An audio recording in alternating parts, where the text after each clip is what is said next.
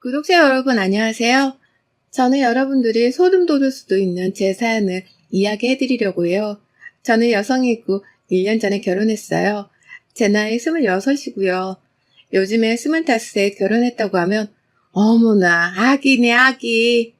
아기가 웬 결혼을 이라고 하시겠지만 그건 그냥 보통 사람들이고 그렇다고 제가 그렇게 특별한 여성이라는 건 아니고요. 사실 집안과 집안끼리 맺는 결혼은 23살 대학 졸업하는 해부터 계속 소개가 들어와요. 비슷한 경제, 비슷한 환경, 비슷한 위치에 있는 집안끼리요.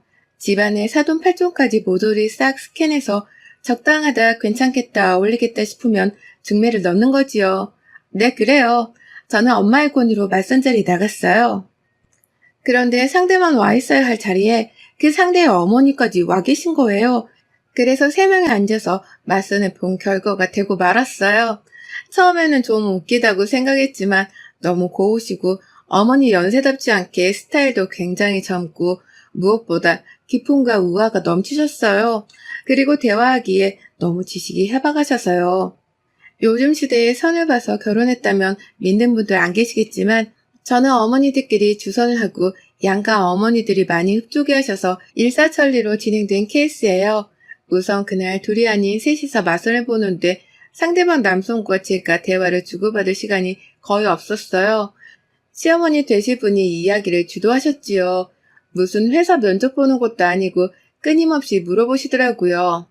학교에서 공부할 때 친구들은 많았어요? 주로 어떤 친구들하고 마음이 잘 맞았나요? 운전은 하나요? 운전은 좋아하나요? 음식을 많이 안 먹네. 지금 고기 판도 안 먹었잖아. 좀 더 익혀달라고 할까? 스테이크를 안 좋아해요? 커피는 주로 뭘 마셔요? 커피집은 어딜까? 스타벅스는 가지 마요. 거기 콩커피 별로야. 집에 있을 때는 뭐해요? 뭐 하면서 시간 보내요? 학과 공부 때 뭐가 제일 즐거웠어요? 남자는 몇 명이나 사귀어 봤어요? 어머, 이런 거 묻는 게 당황스러운가 보네. 괜찮아요. 우리 아들은 애인이 딱 한 명 있었는데 그것도 한두 달 사귀고 말았나? 그치, 진우야? 어머니는 무슨 그런 이야기를 꺼내세요? 그건 상대에게 실례예요.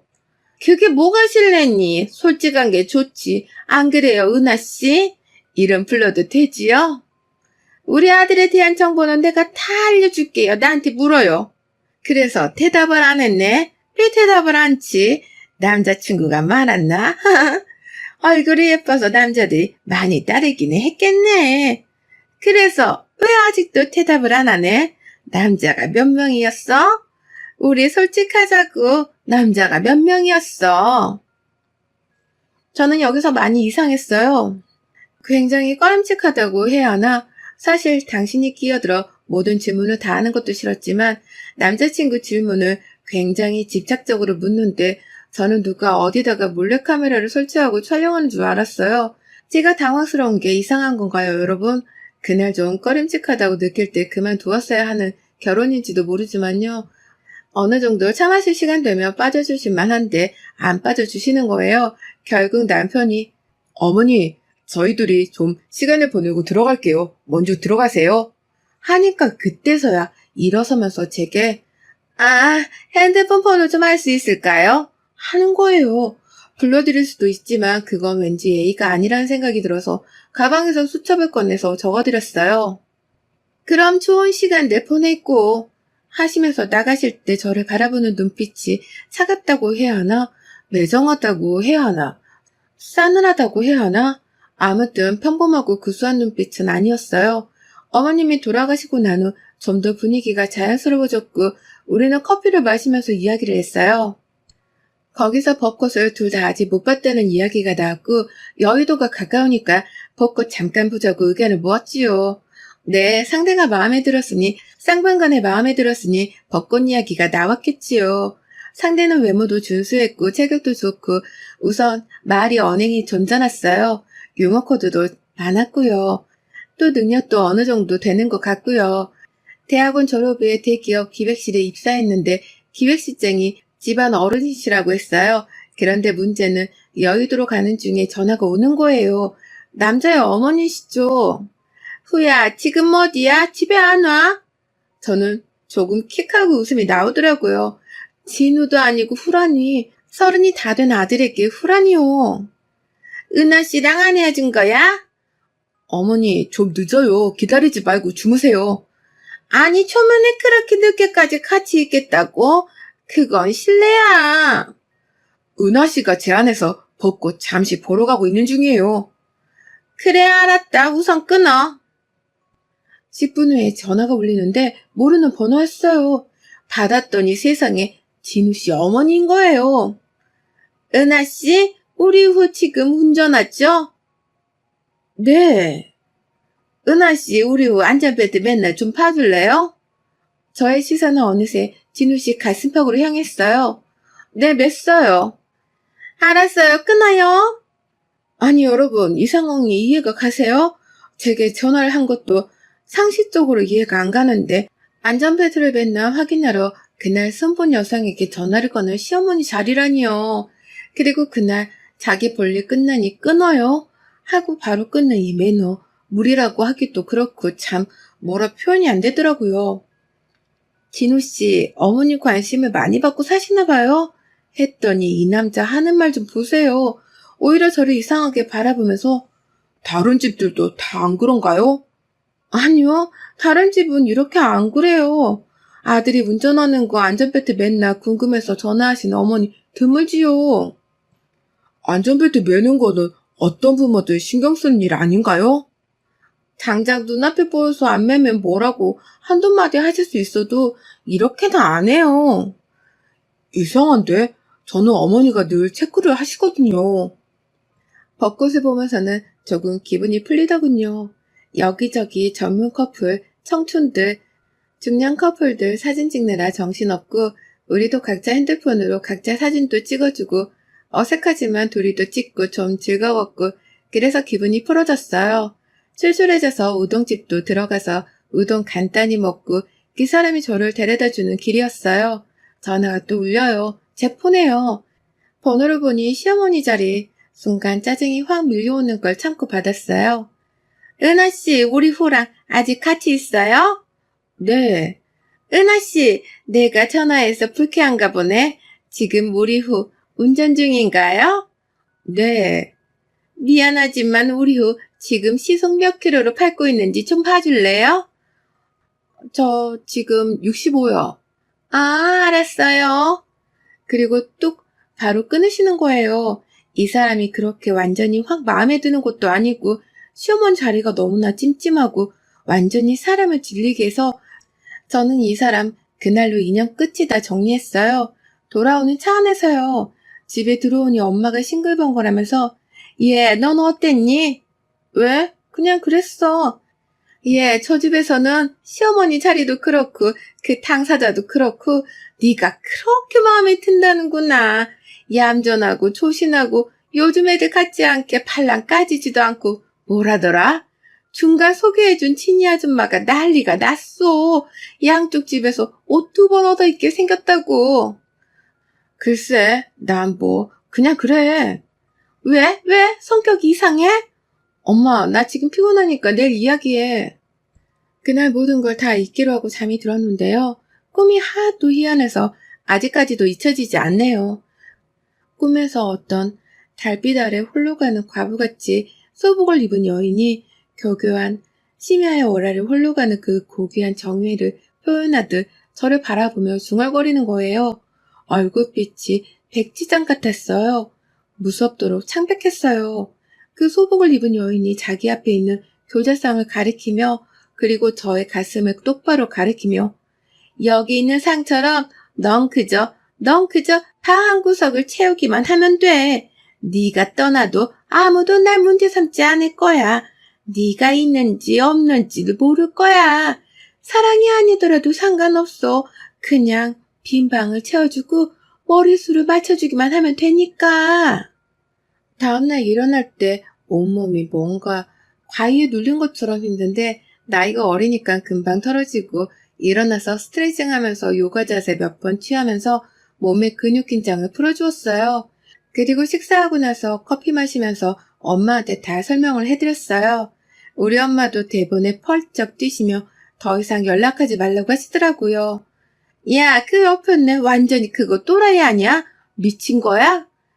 그리고 우리 엄마가 중매장이 통해서 이쪽에서는 일을 성사시킬 마음이 없다고 정중히 거절드리고 저는 그 맞선 본 일을 잊었어요. 그리고 한 석 달 지나서 저는 여름휴가를 갔어요. 그리스로요. 정말 한 번은 가고 싶었던 나라라서 그리고 절대적으로 혼자서 여행을 가고 싶었기 때문에 남은 월차 연차 며칠까지 합해서 10박 11일로 갔거든요. 그리스 산토리니 가보신 구독자분들은 아시겠지만 여기에서 시간을 보내다 보면 인생의 세월이 시간이 길었으면 하는 생각이 잠기지요. 화려하진 않지만 단조로움 속에서 꿀같은 휴식을 취하며 시간을 보내고 있었어요. 그리고 빛과도 친해질 수 있는 곳 같았어요. 물론 한국도 해설은 좋은 나라지만 그리스하고는 또 틀리더군요. 저는 이왕 이 나라에서 열흘을 보내기로 한 거 이 나라 사람 같이 지내기로 했어요. 완전히 자유롭게요. 한국 음식도 한국 습관도 싹 버리고요. 그래서 산토리니 현지 민박집에서 민박을 했어요. 여행 4일째 날 또 한국 사람의 한국 여행자가 도착했는데 일정 식당은 왁자지껄 하더라고요. 저는 종일토록 일광욕을 하고 난 다음이라 내려가 인사도 안 하고 바로 잠들었는데 다음날 샤워실 앞에서 그 사람과 부딪힌 거예요. 한국인은 그 사람과 저 단 2명. 얼굴은 단번에 알아봤고 반갑다기보다 어색했지요. 은하씨 맞죠? 성함이 은하씨였죠? 저 누군지 아시겠어요? 네, 알아요. 어떻게 여름휴가 오셨어요? 네. 제가 대답도 짧게 하고 피하고 싶어 하자 이 사람도 어색했는지 샤워실로 들어가서 저는 얼른 아침 먹고 밖으로 나왔고 아침 저녁 식사 때 식당에서 부딪힐 때도 어색하고 아무튼 저는 이 사람과 되도록 안 마주치고 피하고 싶다는 기분뿐이었어요. 그리고 저는 이틀 후 그리스 테살리아 지방으로 옮겼어요. 메테오라 공중에 떠있는 수도원 24개가 세워져 있으며 지금은 6개가 남아 일반인들에게 일부 공개가 되고 있는 곳이죠. 인간과 자연의 경이로운 합작품. 저는 사실 성당은 안 다니지만 수도원에 관심이 많았거든요. 민박집을 옮길 때 이 사람이 없었고 저는 이 사람과 인사도 없이 헤어진 거예요. 그런데 이틀 후 테살리아 민박집에서 이 사람과 또 만났어요. 이 사람도 여기 수도원이 궁금해서 여기로 옮겼다는 거예요. 저는 속으로 이건 인연이구나 싶은 마음이 순간 확 들면서 또 왠지 이건 안 좋은 인연, 악연 아닐까? 이런 기분도 떨쳐버릴 수가 없었어요. 그 사람 싱겁게 흰 치아를 다 드러내며 말을 붙이더군요. 우리 인연 같지 않아요, 은하씨? 네, 그런 것 같아요. 왜 그렇게 시큰둥해요? 도대체 좀 물어봅시다. 제가 뭐가 그렇게 마음에 안 들어서 아예 딱 전화도 안 받으시고 카톡 확인하셨으면서도 답도 없고 제가 뭐 실수라도 했나요? 설명드리기가 그러네요. 중간 소개시킨 분께 들어서 알고 있겠지만 저는 은하씨가 마음에 들었고 사귀고 싶었어요. 많이 아쉬웠지요. 그렇게 봐주셨다니 감사해요. 은하씨, 저녁 먹고 우리 산책 나가서 맥주 한잔 하죠. 사실 저는 한 일주일 가까이 한국 사람하고 대화 한번 안 하고 지내려니 슬슬 모국어가 쓰고 싶어지고 모국어를 사용하는 사람을 만나니 괜히 눈물겹고 반갑고 또 그 사람이 아는 사람이니 더 반가웠는데 이 사람하고 엮이고 싶지 않아서 피한 거거든요. 어쨌든 같은 말 한국어로 이야기할 수 있는 사람하고 다른 나라에서 단둘이 맥주를 마실 생각하니까 괜히 흐뭇하고 만족한 기분이 드는 거예요. 그래서 오케이 했어요. 그리스 밤바람은 정말 기분 좋은 바람이에요. 가보신 분들은 아시겠지만 둘이 야외 포차에서 맥주를 꽤 마셨어요. 맥주를 마시면서 이 이야기 저 이야기 많이 했어요.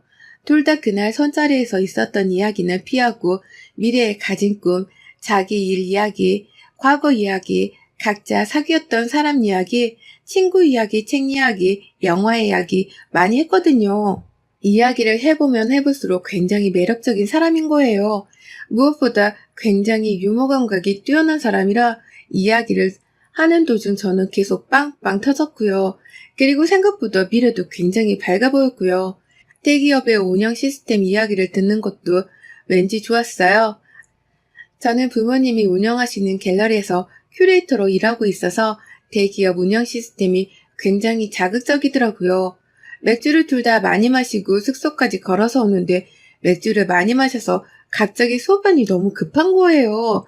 맥주 마시면 아시죠? 갑자기 급해지면 정말 참을 수 없는 기분이 드는 거예요. 게다가 이미 만취 상태였고요.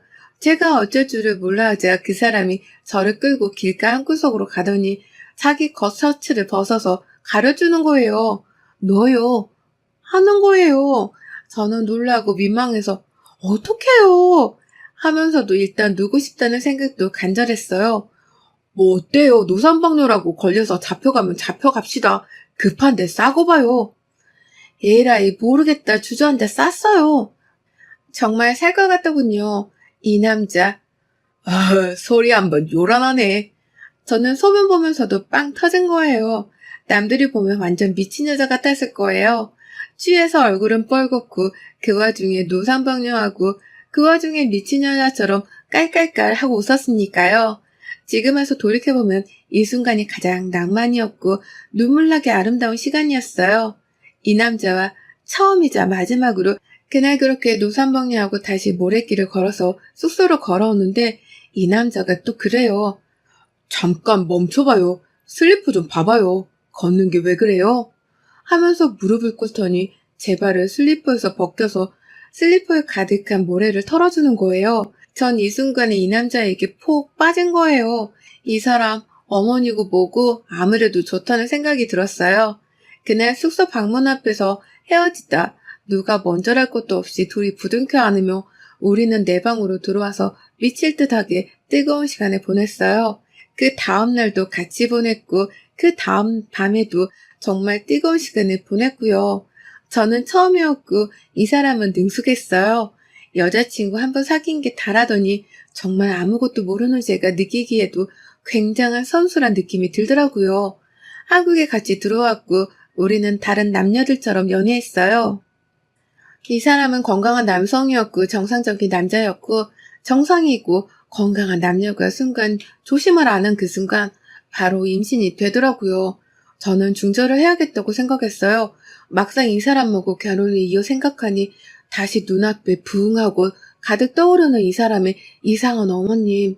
이 사람에게 임신 사실을 숨기고 있었는데 우연히 제 핸드폰을 본 이 사람. 산부인과 예약된 카톡 메시지를 봤는지 펄펄 뛰더군요. 진우씨, 그거 아주 비매너야. 부부 사이에도 핸드폰을 안 보는 거 몰라? 하물며 우리는 그냥 연인일 뿐이야. 연인 사이일수록 더 조심해야 하는 게 폰 프라이버시 침해하는 거. 그거 굉장히 중요한 거야. 나 아주 기분 나빠, 지금. 너 기분 나쁘고 말고가 중요해? 지금 이 순간에? 뭐? 산부인과는 뭐야? 너 아기 생겼지? 그래, 중절할 거야, 토요일이야. 미쳤구나. 누구 맘대로 중절을 해? 그게 너만의 아이야? 그는 결혼하자고 저를 설득했어요. 사랑한다고요. 아이를 낳자고요. 아이를 중절하는 건 명백히 살이나 다름없다고요. 도대체 이유가 뭐냐고 물었어요. 저는 그때서야 그의 어머니에 대한 이야기를 처음으로 꺼냈어요. 만약 그 사람이 선분날처럼 자기 어머니와 자기는 전혀 문제가 없는 모자 사이라는 걸 이야기했으면 저는 두 말도 않고 그 사람과 헤어지고 중절했을 거예요. 그런데 이 사람 현명한 게 수긍하더라고요. 이상하게 비춰줄 수도 있겠고 다시 생각해보니 이상하다고요. 그러니까 고칠 테니까 결혼하자고요. 사촌언니와 의논을 했어요. 사촌언니가 그 결혼하는 거 아니라고 하더라고요. 결혼 전에 별 문제 없어 보이는 시어머니도 막상 결혼해보면 문제가 계속 드러나고 서로 맞춰 살기 힘든데 그런 눈에 띄게 이상한 시어머니일 경우에야 말을 무엇하냐고요. 절대 결혼하지 말라고 뜯어 말리더라고요. 저는 헤어짐을 결심했고 그에게 이별을 통보했어요. 며칠 후 그 사람 어머니에게 전화가 오더라고요. 잠들기 전 시간이라 길고 차분한 통화를 할 수 있었어요. 통화 내용을 쭉 정리해보자면 내가 그동안 우리 후하고 은하 씨하고 사귀는 거 알면서도 일찍 간섭하는 거는 은하 씨가 아무래도 나 때문에 뜨악하는 것 같아서 둘의 연애를 철저히 모른 척 했는데 지금은 안 되겠네요. 은하 씨, 내가 신경이 좀 예민해서 약을 먹고 조절하는 중에 있는 사람이에요. 그래서 은하 씨에게 이상하게 비추어졌을 수도 있는데 내가 예민해서 그렇다. 미안하다. 앞으로는 내가 간섭 안 할 테니까 둘이 감정 좋으면 결혼해라. 진우가 많이 괴로워한다. 임신까지 했다면서 아이를 지우는 건 그건 정말 해서는 안 되는 짓이다. 내가 조심할 테니 다시 생각해라. 내가 뭐라고 시어머니가 마음에 안 든다고 남자와 아이를 동시에 버리냐. 어제는 진우가 술 먹고 들어와서 소리내서 울더라. 남의 집 아들 가슴을 이렇게 아프게 하는 거 그거 하는 거 아니다. 은하 씨도 우리 아들 좋아서 사귄 게 아니냐. 이런 거예요. 솔직히 어머니 말보다 이 남자가 울면서 괴로워한다는 말에 마음이 꺾였어요. 어떤 남자가 나를 위해 울 것이냐를 나와 헤어진다고 우는 남자. 이 각박한 세상에 드물지요. 저는 이 남자와 결혼하기로 마음을 바꾸었어요. 시어머니께서 또 저렇게 사과를 하시고 본인 문제를 조금 알고 계시고 고친다고 하시니까 그 말을 믿어보기로 했고요. 그 생기신 모습답게 배우신 분답게 지성을 가지고 저를 대해주실 거라 그렇게요. 그렇게 마음을 먹고 잠자리에 드니 몸이 날아갈 듯 가볍더군요. 잠을 자는데 그날 밤 또 꿈을 꿨어요. 퇴마사 비슷한 목소리의 여자가 무당히 퇴마록을 외듯 저를 바라보면서 제 얼굴을 찢을 듯이 노려보면서 웅얼거리는 거예요. 어면인이란 엇것기라 니 만나게 하고 시도보도 꼭은 얼려도 휘잡으며 그 상은정도 없는 것지 몰라. 꿈에서지만 저는 제대로 안 들려서 되게 안타까웠어요. 기괴한 단어의 조합도 그렇고요. 뭐라고요? 다시 한번 말씀해 주세요. 어쩌인이라는 인도라. 목소만 나를 적게 하. 다시 아보도 꼭담 얼루를 휘잡으며 그 사은 정로는 없는 것지도 뭘. 무슨 말인지 도대체 모르겠는 거예요. 여러분들은 아시겠어요? 저는 찢어지는 마음으로 안타깝게 다시 물었어요. 죄송해요. 제가 못 들었어요. 알아들 수 있게 말해주세요. 재밌게 들으셨어요? 다음 시간에 2편으로 이어 올려드릴게요. 감사합니다.